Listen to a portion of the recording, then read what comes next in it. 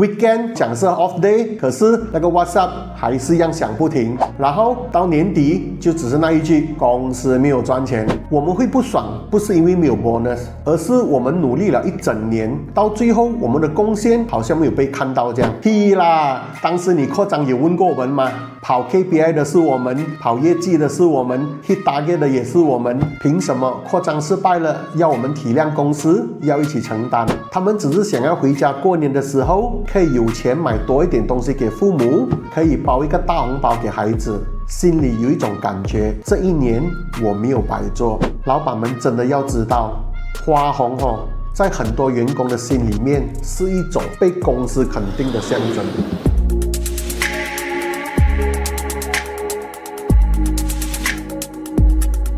吃好玩好生活好，小猫陪你到处跑。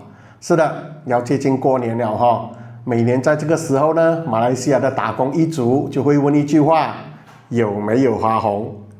不只是问所有的 social media 上面我们看到很多人就会在那边 post，基本上会 post 的呢就是没有花红了的啦。老板呢通常在这个时候就会讲一句：公司没有赚钱 ，sorry 没有花红，不然就是静静不出声，然后员工们就开始在那个 WhatsApp group 里面就说了对不对？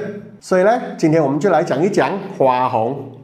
那讲清楚我今天不是来帮员工骂老板，也不是来帮老板教育员工的我只是想讲一句，在这个课题上，两边都有自己的道理。因为在老板的立场，他们看的是 profit 跟 cash flow， 那么在员工的立场呢，他们看到的是 KPI、OT 还有那个 WhatsApp， 每个 weekend 每个晚上都响不停。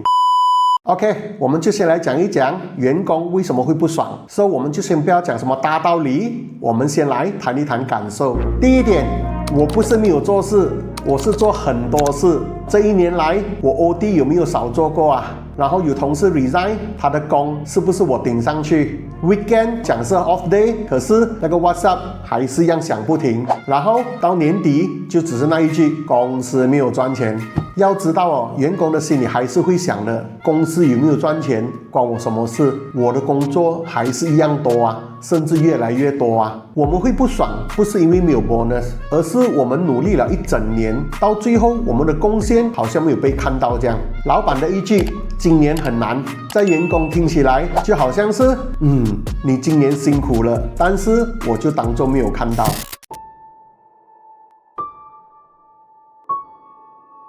第二点，要扩张是你自己的决定，为什么我要跟你一起承担？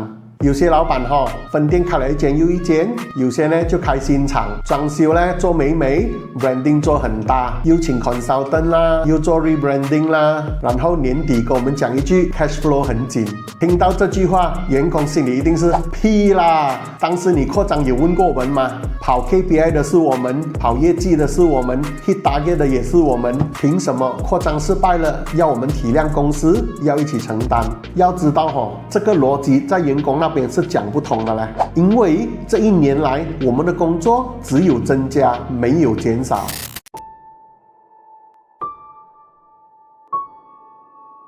第三点 ，KPI 一直加 ，support 没有加 ，target 就年年提高，可是人手资源都没有增加，不然就是新人做2个月就跑了，然后他的工作还不是由我们顶上去。最衰的是公司的目标看起来是 upgrade， 可是 system 还是旧的。这时候员工会怎样想？你工作上给我加重量，可是你没有给我加工具。要知道这个不是钱的问题，是公平感的问题。员工真的会觉得一点都不公平。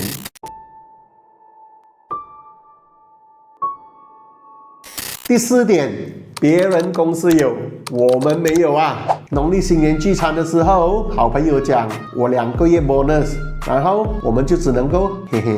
要知道就算我们本来没有很在意，或者是已经放下了，可是当下一定会立刻不爽，人就是这样。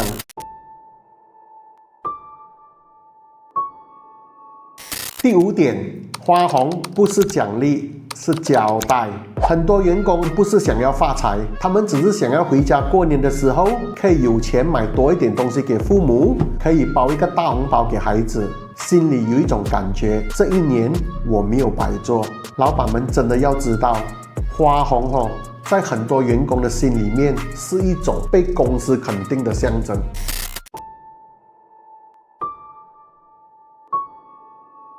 以上讲的是很多员工心里面的话，也是很多老板以前打工的时候的感受，只是当了老板，他们的立场就不一样了。OK， 现在我们就坐去老板那一边。老板那一边，他们想的是什么呢？第一个，账面上赚钱不代表口袋里有钱，公司是有 profit， 可是钱还压在 customer 那边，压在死货那边，要还 bank 的 loan repayment。发花红是真的要现金发出去，不是 PowerPoint 上面的那个 profit chart 罢了。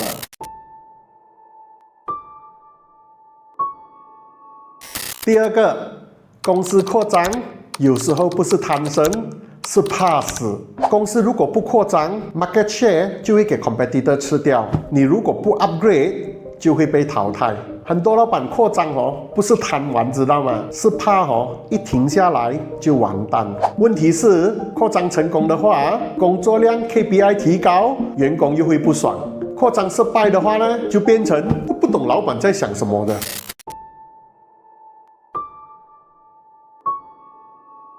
第三，老板赚少了，但风险还是他一个人扛。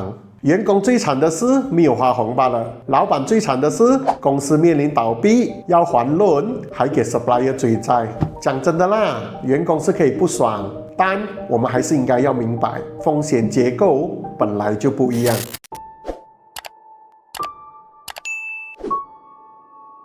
接下来第四个是我个人觉得最难搞的，就是今年给了，明年给不到的话更惨。不管是公司去年给1个月，今年没有给，还是去年给2个月，今年只给1个月，我们都会不爽，对吗？花红 cut 一半，员工的失望是 double， 所以有很多老板宁愿小小的一点一点的给，甚至有些老板为了不要让员工有 expectation， 干脆不开先例，从头就不给。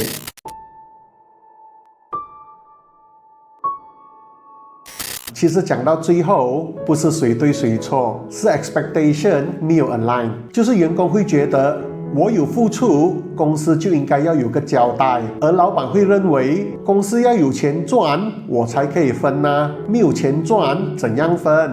两个逻辑都成立，问题是中间没有讲清楚。如果老板一开始就讲今年的 target 是这样，hit 到我们就分， hit 不到我们一起面对。这样的话，到年尾要是真的没有花红，员工的情绪可能没有这样大啦。我知道，我这样子讲，很多员工一定会认为我是在帮老板讲话，或者是心里想，饼画大个就厉害，最后 hit 到 target 了，还不是讲公司没有赚钱？我明白的，我打过工，我也当过管理层，只是我这期视频讲的是 bonus， 我只是希望把员工们不爽的点大声讲出来，尤其是帮那些没有 bonus 的员工消一消气，懂吗？如果大家喜欢这样的影片，或者是有讲中你们的心声，记得帮我大力 share 出去。那么新年过后，我还可以陆续的分享我职场上的经验，我们可以一起来讨论一下，要怎样当个好员工，或者是应该怎样做个好老板。好啦，那今天的视频就录到这里，记得帮我按下 like 和按下 subscribe。那我们下次再见啦，恭喜发财，万事如意。